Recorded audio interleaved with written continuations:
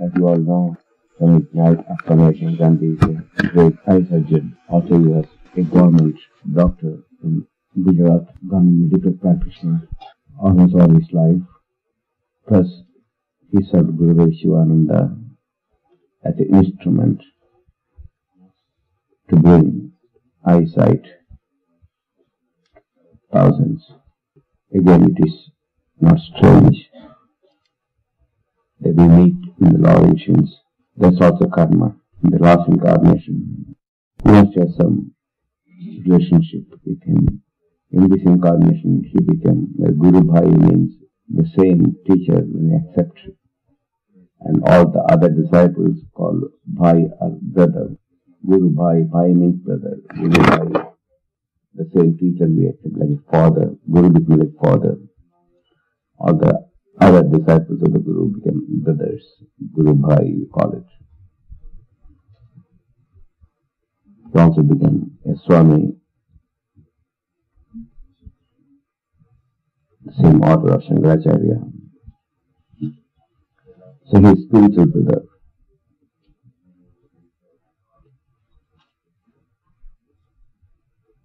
In this incarnation,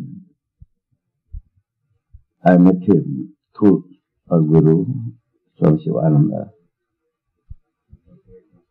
At that time, he was a medical doctor, government medical doctor in Gujarat. As a young Swami, I attended first time his eye camp, the first eye camp in Danduga, Patan, that is in Gujarat, that is very close to the western side of India. Hot summer, it's extremely hot. Nothing moves after 9 or 10 o'clock. So hot, everybody stopped. They're doing their operation early morning, just like we do meditation. His meditation was in the hot region, to open the eyes, in outer eye. And Gurudeva's mission was to open the inner eye. He did that as an instrument in the hands of Gurudeva. I attended that, the first eye camp in 1951, I don't know exactly, but something like that. And at that time I never knew one day he is going to be renounce all his wealth, property, with his family, wife, and then become a Swami. And eventually we'll meet in these orange mountains, which I might have never heard in my life. Though he came last few times.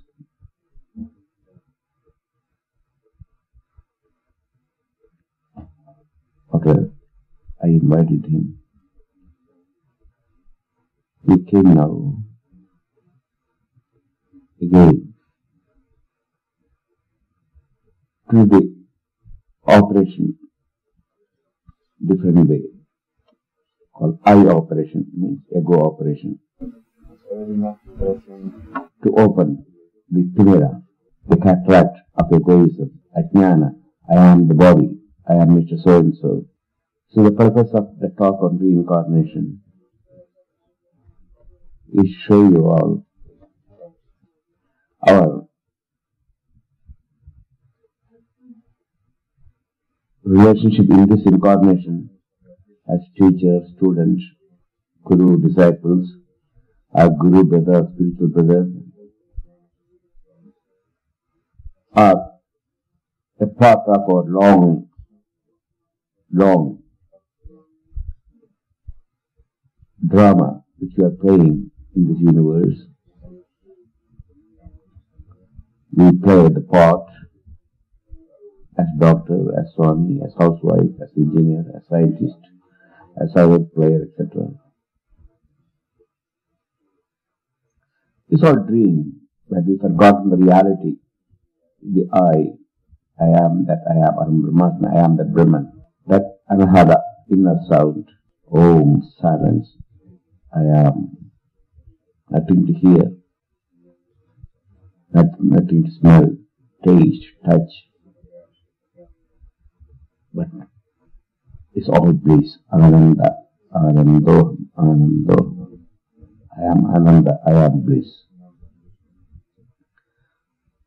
I am Satchidananda, I am existence, I am existence, I am eternal.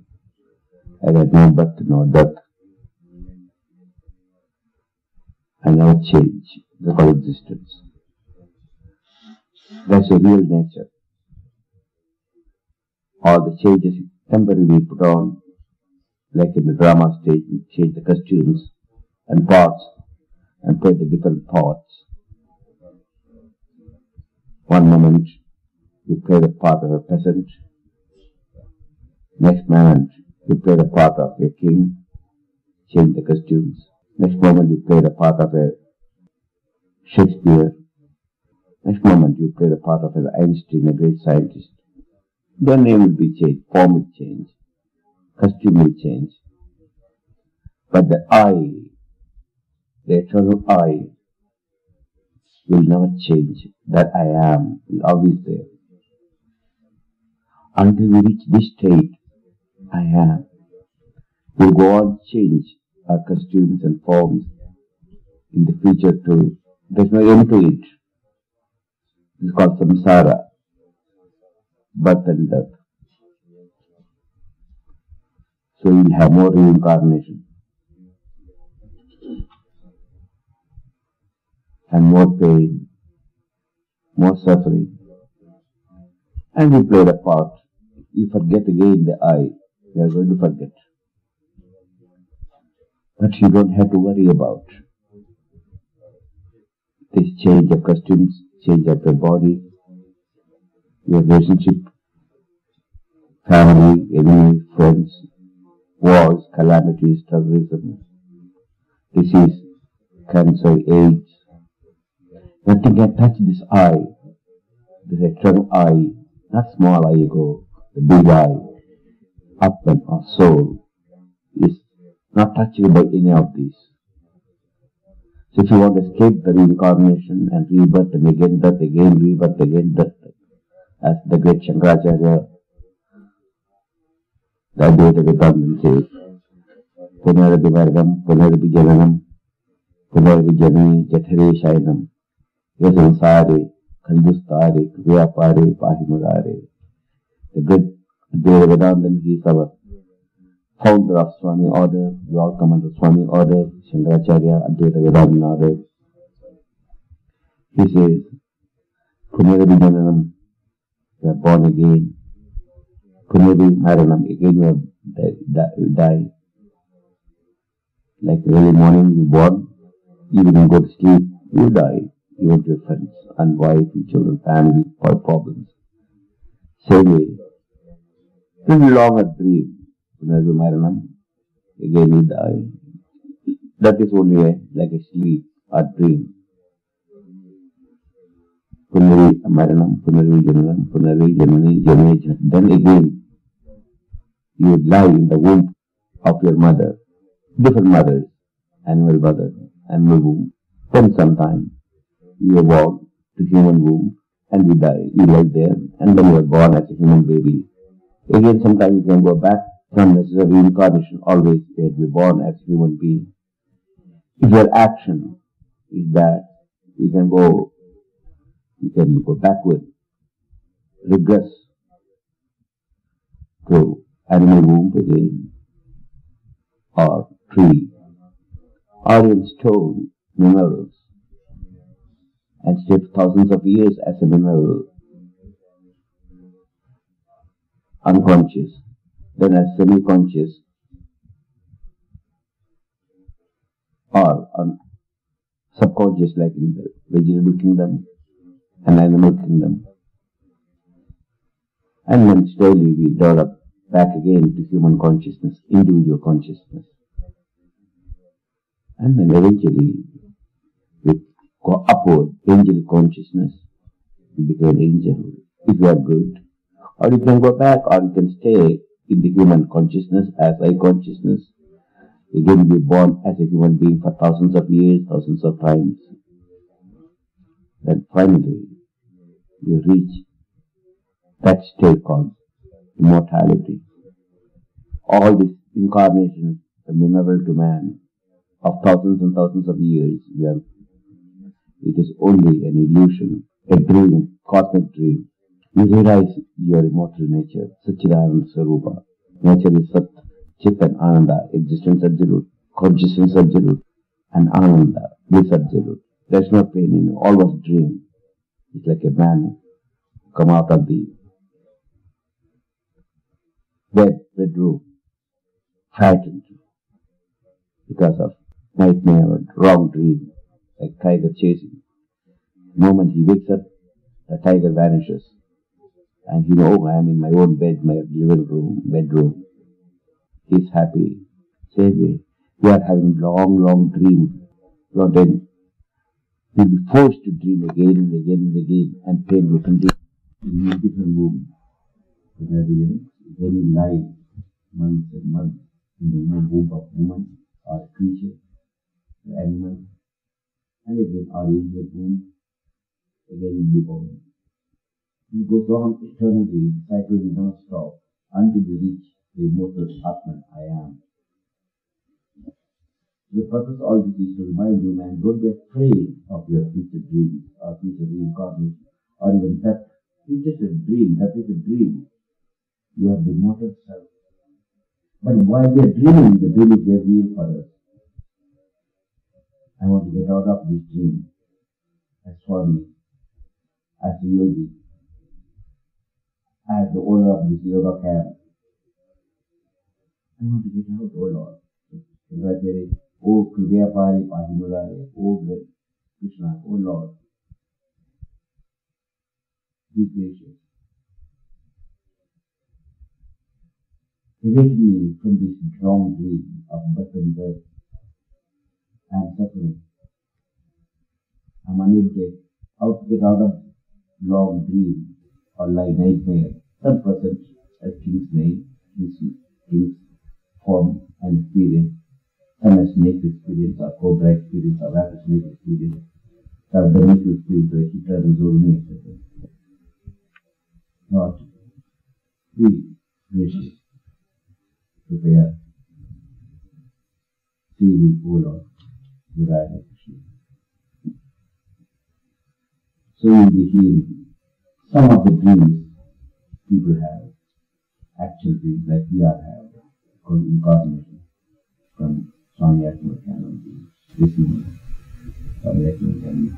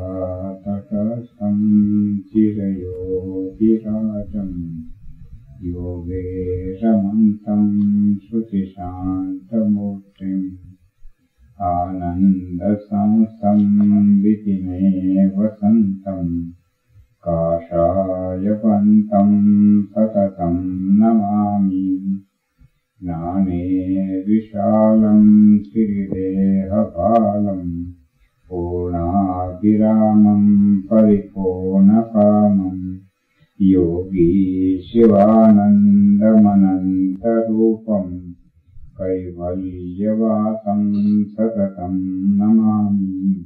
My revered brothers and sisters of Vishnu-devananda and Shivananda heritage.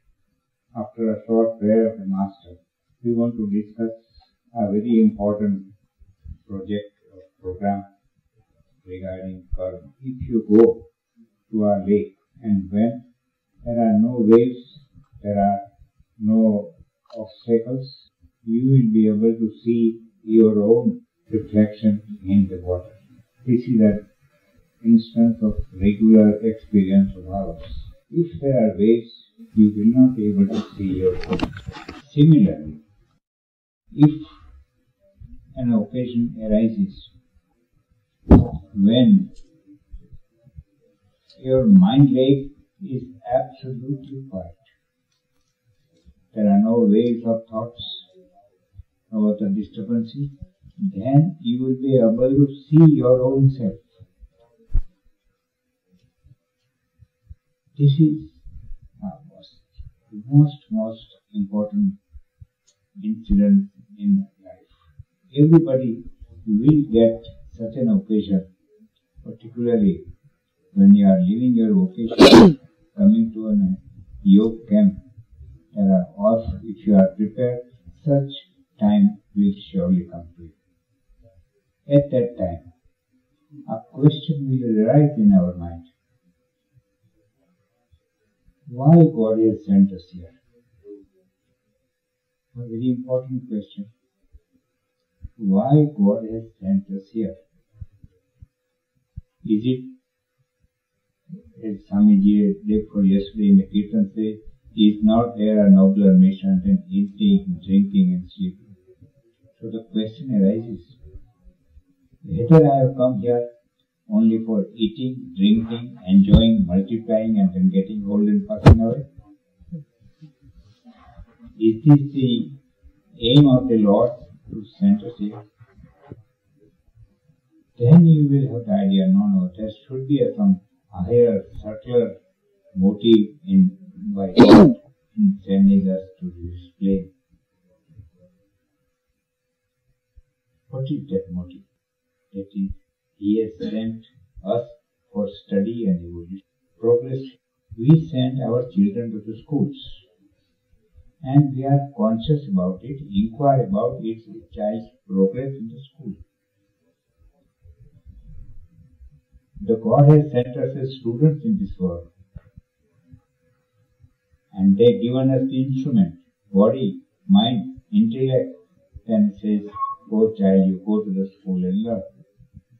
Not only that, He has provided every textbooks and material for study also. Mountains, lakes, trees, rivers, great saints. But it is all written in the language of the Lord. We, ordinary people, do not know that language.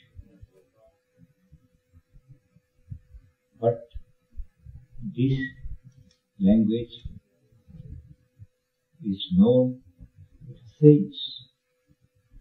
Saints like Swami Vishnu, Swami Sivananda and other saints. But unfortunate part is, man has not much faith over the saints. We usually, when we approach a saint, we bow down. But we do not try to imitate him, try to follow what he says. So as a teacher, they tell us, but we don't follow. So it is our duty that we should learn from the saints the aim of life and then the method of achieving that aim. It is for that purpose God has sent us. In any country, maybe any color, any race, any community, all have the same aim in view. And when we come to the universe, we have come in this universe, certain rules apply to us, laws apply to us. We are living in the society, we are living in company, so that's a society. There are rules of the society, that you should have a particular dress, how you should behave, how you should eat, how you should mix with the people, how you should talk. These are all the rules of the society. These rules differ in each country. Dress differs, method of talking differs, language differs, method of eating differs. So that's not very important, though we have externally to follow them. Then there are rules of the nature. Law of gravitation, law of magnetism, law of electricity. These are for external use. But when we go a step further, We have the laws of the God. The God's laws, we don't say rules, but the laws of the God applies to us. In any part of the globe you are, any part of the globe, these rules apply. If you don't say, for example, law of evolution, we don't say that the rules of evolution, the laws of evolution. Whether you believe in it or not, it applies to you. Law of gravitation. If you say, I don't believe in the law of gravitation, that's all right. You may say so, but they apply to you.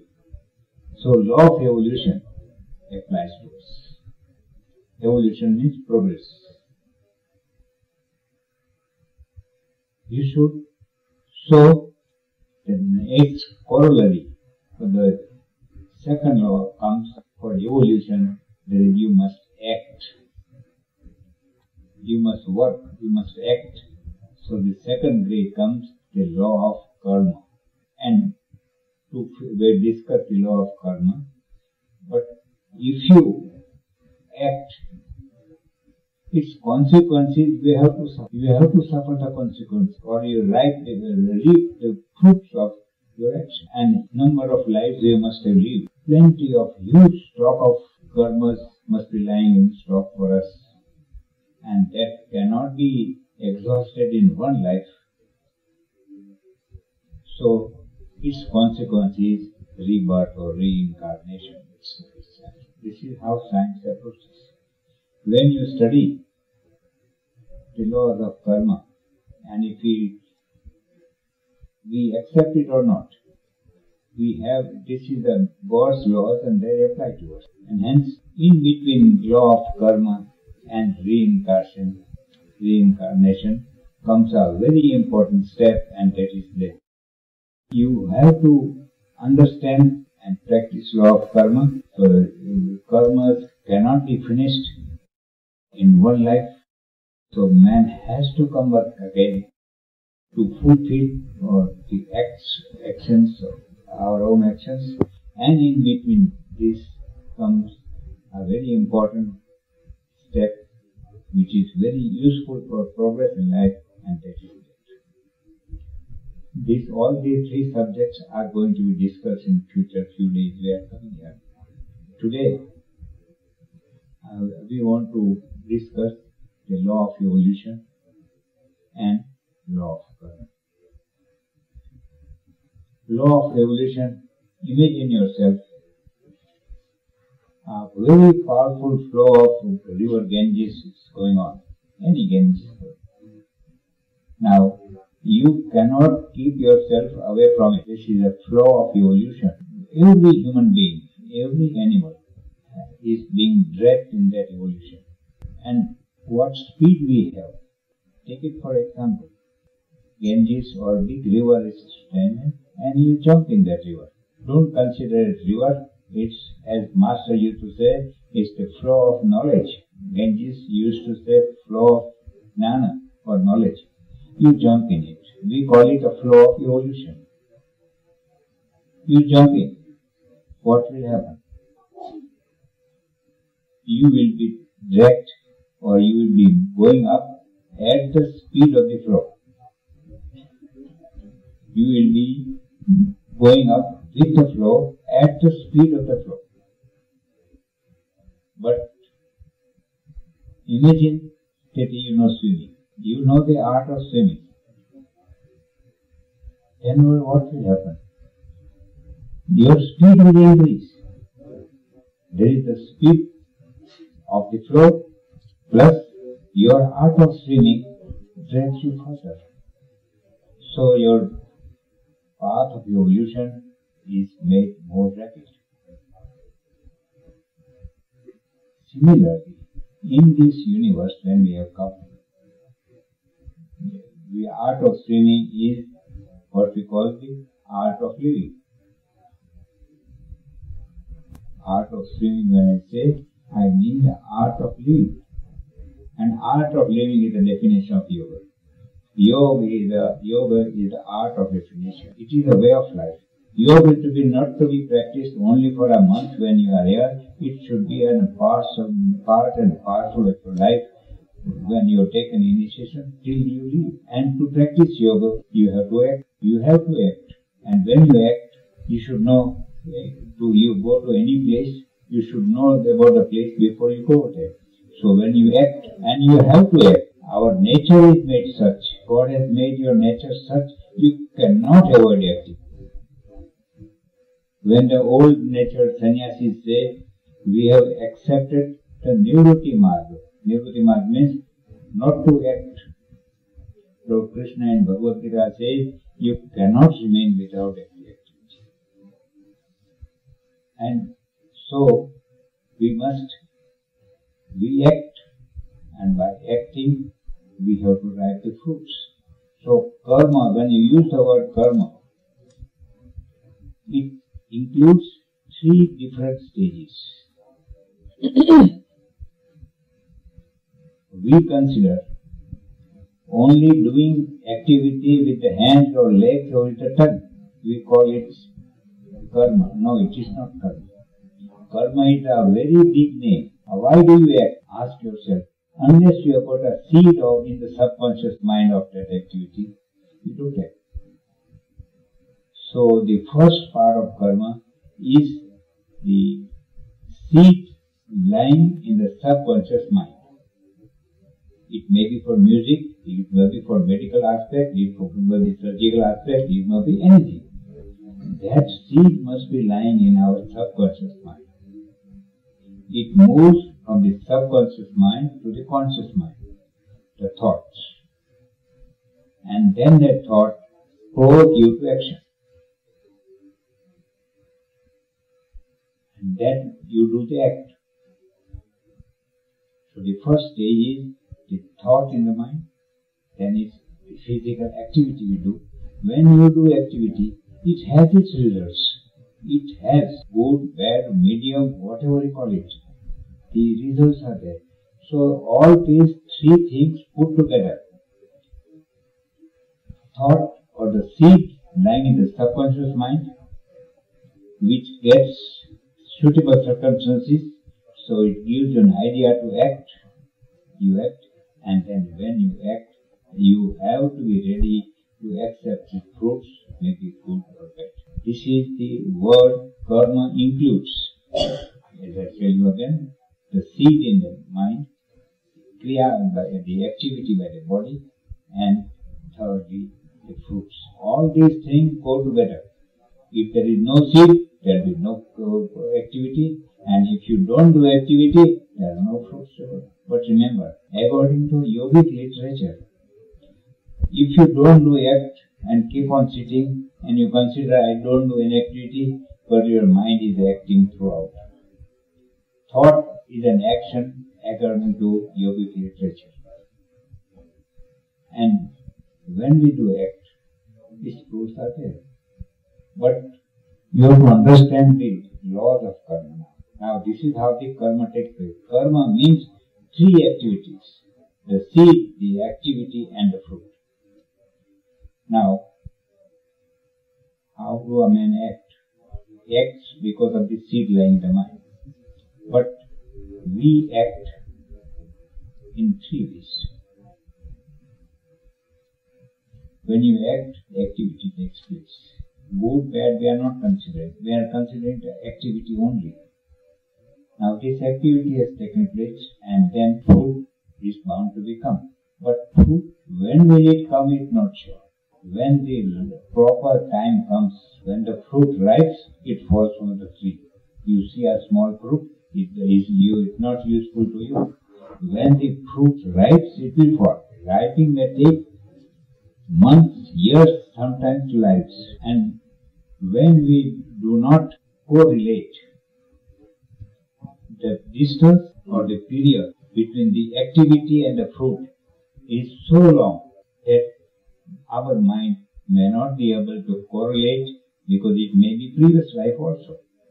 And then we call it either a misery or a miracle or an accident. According to yogic literature, there is no miracle, no accident in the life. Everything is a planned thing by the God. And hence, our activity or our fruits we have to suffer or enjoy. Nobody can help you in this process. Now when we act, we call it active karma, what we are doing. Then its fruits, whenever it comes, we don't know. This, every activity you do is credited on our accounts. Just as we have the banks, we put our deposit there, it is deposited in our accounts. Here the account is maintained by the Lord Himself. It's said to be Yamaraja. See? And that is deposited cup is called our storage or bank. Sanchita karma in Sanskrit language, Sanchita means collected. So two types of fund. The one which you do is the active karma. Lying your balance in the bank is the Sanchit karma. And all these things cannot give you fruits in one life.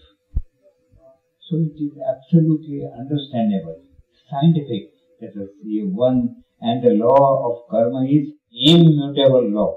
Immutable, but no change is possible, ever possible. When there is no change possible, and this is a law applied to all the words, not only this word, all the words, then you have to come back to enjoy the fruits of your karma. And that's why rebirth is now not a question of belief, it's a proof scientifically. And before you leave this place, I think you will have a lot of evidences about this. Now, when you cannot complete the fruits in one life, we come again. We are sent again. Remember this. We are sent again till you complete this. And the realization only comes when your account is clear. Just as if we apply for a visa to a country, the visa is not granted till our income tax certificate is available. There is nothing remaining on your account. So this is Lord's visa. That is, the visa means you arrived at the highest level of evolution, or what we call God's realization.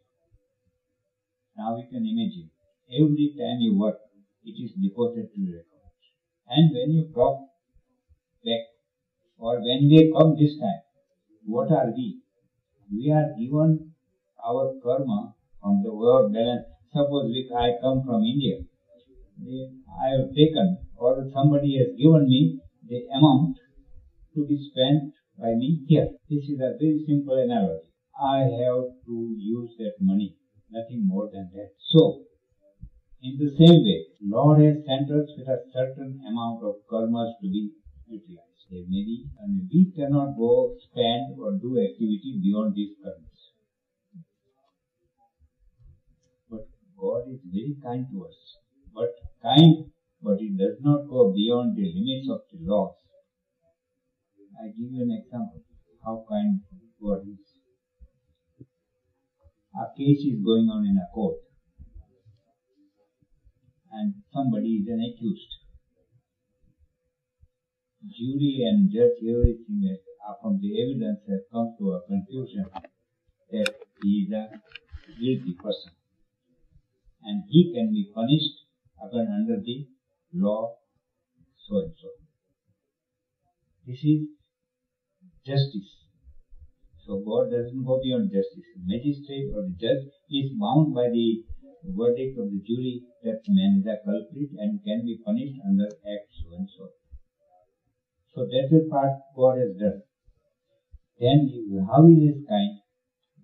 In the act it is mentioned, for this item, man can be punished from 2 years to 10 years imprisonment. In that, the judge can use his intellect or his decision and give him 2 years instead of 10 years imprisonment. So that is what God does it. So it is law, at the same time, the mercy from the Lord itself. We are given, so whatever we have come, we are given certain karmas from our stock.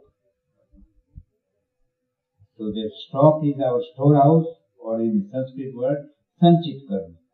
of that quota, just as I brought some amount from country, so God has given us with some actions to be fulfilled. The actions may be His goodness, help, more bad, little poor. Our karmas are all types. Maybe bad, maybe very bad, maybe good, very good. So He takes a lump of from it, some good karmas, some poor karmas. He says, you go and enjoy this karma. That's all we come with. And these karma are called prarabdha karma. What we are today, Swamiji is the highest level. We are at lower levels. What are we? It's due to our karmas only.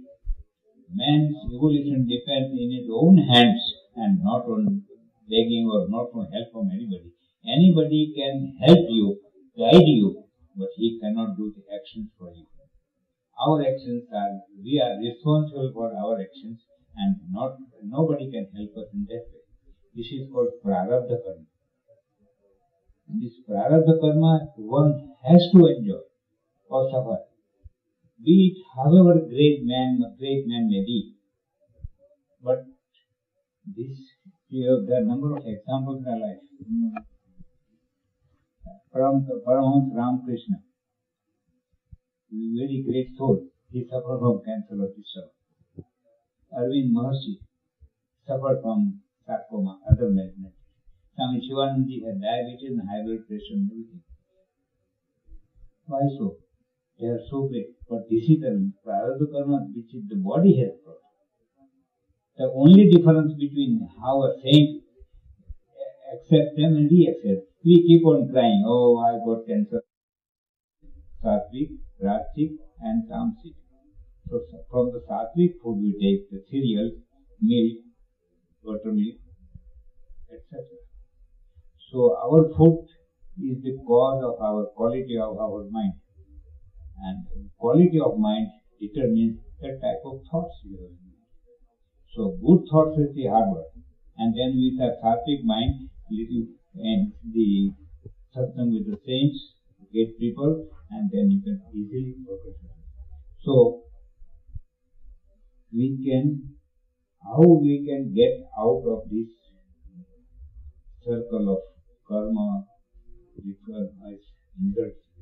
and so long as this karma continues, you have to come back again till your stock is over. Where to break this chain? It's a very important part. Very finally one should understand. You have to break chain somewhere. One thing is, you cannot avoid doing action. So that part you must understand. If you say, I will not do actions, but your mind continues, he thinks, your heart works, your respiration works, your digestion works, all activities continue. So by that method, you cannot break the chain. But we can consider the other way. Slowly try. Bhagavad Gita is you must have something learned from it. That has given a very good idea. These karma fruits you have to suffer or enjoy. But if you do karma without the desire for its fruits, then the fruits are not applicable, not sticky to you. This is called anasakti yoga. Act of the yoga of detachment. You keep on working because you can't help it out. It is a man's nature to work. But you do away with the fruits very carefully. Not only financial gain, no name, fame, anything.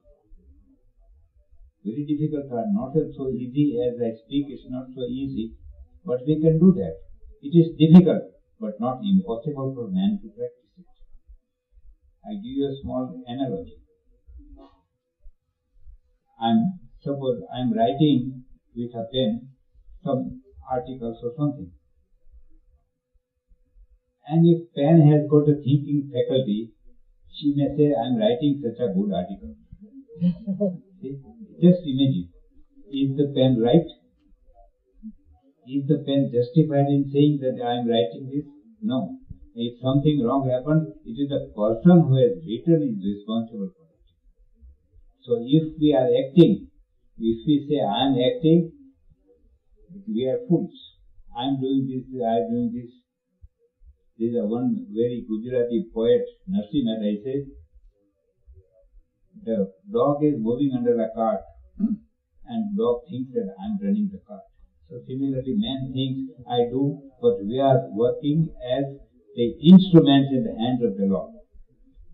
If we can consider this idea, then you can be detached to the fruit of action.